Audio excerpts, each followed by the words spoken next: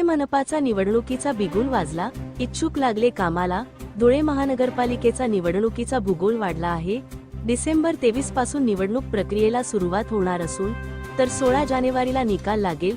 काल झालेल्या राज्य निवडणूक आयोगाच्या पत्रकार परिषदेनंतर राज्यातील महानगरपालिकांच्या निवडणुकीची घोषणा करण्यात आली. धुळे महानगरपालिका 19 प्रभागामधून 74 नगरसेवक निवडून येणार आहेत. गेल्या पंचवार्षिक निवडणुकीत भाजपाने एक हाती सत्ता प्राप्त केले होते. यावेळेस देखील भाजपाकडे इच्छुकांची मोठी गर्दी पाहावयास मिळत आहे. भाजपाचे 51, राष्ट्रवादी 8, काँग्रेस 6, MIM 4, समाजवादी 2, बसपा 1, शिवसेना 1 तर अपक्ष 1 उमेदवार हे गेल्या पंचवार्षिक निवडणुकीत निवडून आले होते. 17 प्रभागांमध्ये प्रत्येकी 4 सदस्य तर 2 प्रभागांमध्ये प्रत्येकी 3 सदस्य असे एकूण 19 प्रभागांमध्ये 74 नगरसेवक निवडून येणार आहेत.